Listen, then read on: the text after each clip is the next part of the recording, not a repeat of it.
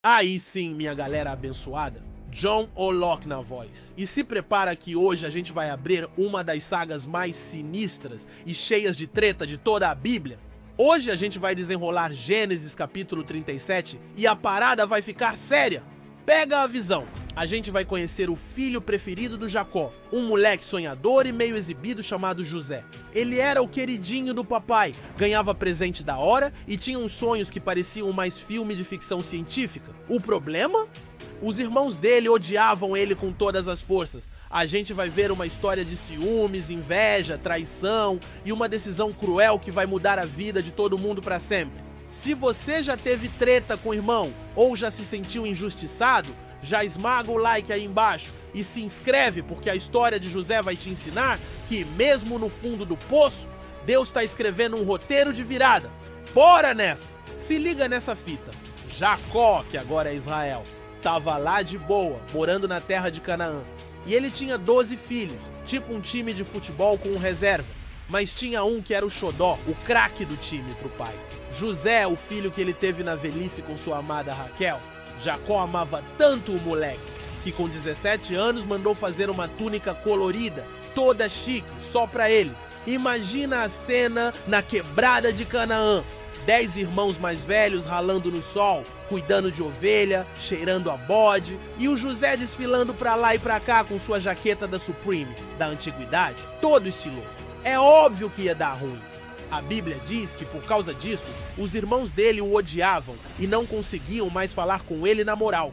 O climão na mesa do jantar devia ser pesado. E para piorar a situação, José era o X9 da família.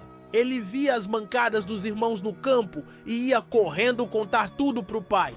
Isso aqui é ouro, anota aí. Ser o favorito e ainda ser o dedo duro é a receita perfeita pro desastre familiar.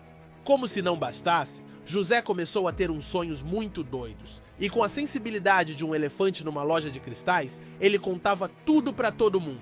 Sonho número 1, o trigo humilde. Ele chegou pros irmãos e mandou essa. Aí galera, se liga no meu sonho. A gente tava no campo amarrando uns feixes de trigo. De repente o meu feixe ficou de pé e os feixes de vocês se curvaram diante do meu. Os irmãos devem ter olhado pra ele e pensado, esse moleque tá de zoeira com a nossa cara. Eles responderam na lata, tu acha mesmo que vai reinar sobre nós? O ódio deles só aumentou. Sonho número 2, o universo curvado. Pouco tempo depois, ele teve outro sonho e contou pro pai e pros irmãos. Pega a visão! Sonhei que o sol, a lua e 11 estrelas se curvavam diante de mim. Dessa vez, até o pai dele, Jacó, deu uma bronca. Que sonho é esse, meu filho? Por acaso eu, sua mãe e seus irmãos vamos nos prostrar diante de você? Mas no fundo, Jacó ficou com aquela fita na cabeça. Guardou a informação. Já os irmãos? A inveja virou um monstro dentro deles. Um dia, os irmãos de José foram levar o rebanho para pastar lá longe, em Siquém, a mesma cidade da treta da Diná, lembra? E Jacó chama o José e fala, aí filho, vai lá ver se tá tudo bem com teus irmãos e com o rebanho e me traz notícias. Imagina um pastor que tem um rebanho de lobos e uma única ovelhinha de estimação, toda branquinha e com um sininho dourado no pescoço. E o pastor fala pra ovelhinha, vai lá no meio dos lobos, vê se eles estão comendo direito e depois volta pra me contar. O que você acha que vai acontecer? É óbvio que vai dar ruim. Moral da história, Jacó, na sua inocência ou falta de noção, mandou o filho odiado, com a túnica colorida que era o símbolo do seu favoritismo, direto para a cova dos leões, ou melhor, dos irmãos. José, todo obediente, foi.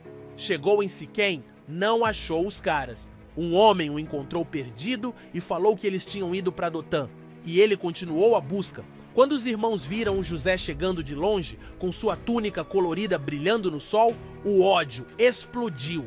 Eles disseram uns aos outros, lá vem o sonhador, bora matar ele e jogar numa cova, e a gente fala que um bicho selvagem o comeu. Aí vamos ver no que vão dar os seus sonhos. O plano era apagar o sonhador e os sonhos dele de uma vez por todas.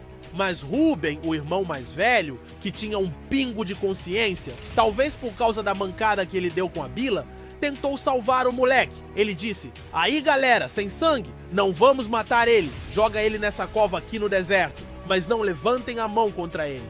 O plano do Rúben era voltar depois, na calada, e resgatar o José. Quando José chegou perto, os irmãos não perderam tempo. Arrancaram a túnica colorida dele, a prova do crime, e pá! Jogaram ele dentro de uma cova vazia, sem água. E depois, o que eles fizeram? Sentaram para comer.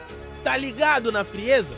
O irmão dele está no fundo de um buraco e eles estão lá batendo um rango como se nada tivesse acontecido. Enquanto eles comiam, viram uma caravana de ismaelitas, descendentes do tio-avô Ismael, lembra? Passando, indo em direção ao Egito. E aí Judá, outro irmão, teve uma ideia brilhante e pragmática. Qual a vantagem de matar nosso irmão e esconder o sangue? Bora vender ele para esses caras. Afinal, ele é nosso irmão, nossa carne. A gente ganha um dinheiro e não suja nossas mãos de sangue. E a galera concordou. Que plano de negócio sinistro. Eles tiraram José da cova e o venderam por 20 moedas de prata. O preço de um escravo. O sonhador, o filho amado, agora era uma mercadoria. Quando o Rúben voltou para a cova para resgatar o irmão e não achou ninguém, ele se desesperou. Rasgou as roupas e falou: "O menino não tá lá? E agora, para onde eu vou?"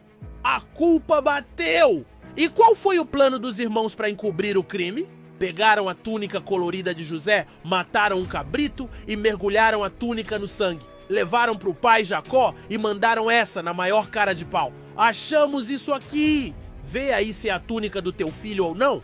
Quando Jacó viu a túnica ensanguentada, ele reconheceu na hora. E a dor rasgou o coração dele. Ele gritou: "É a túnica do meu filho! Uma fera o devorou!" Certamente José foi despedaçado. Ele rasgou suas vestes, se cobriu de pano de saco e chorou pelo filho por muitos dias. Todos os seus filhos e filhas tentaram consolá-lo, mas ele recusava, dizendo: "Chorando descerei à sepultura para o meu filho." Enquanto Jacó chorava a morte do seu filho amado, lá no Egito, os ismaelitas venderam José para um cara chamado Potifar, um oficial do faraó, capitão da guarda. E aí, minha galera, que capítulo pesado! O começo da saga de José é no fundo do poço, literalmente. Traído, vendido, dado como morto. Parecia o fim. Mas depois que eu entendi isso. Muitas vezes o poço que nossos inimigos cavam pra gente é só a primeira parada no caminho que Deus traçou para nos levar ao palácio. Agora quero ouvir o seu papo reto. O que a história de José te ensina sobre inveja e ciúmes dentro da família? E ver ele no fundo do poço, mas sabendo o final da história, te dá esperança para as suas próprias covas? Solta o verbo nos comentários. E se você tá ansioso para ver a virada de chave na vida de José, já sabe, né? Dá aquela moral. Curte, se inscreve e ativa o sininho. Tamo junto nessa jornada. Paz!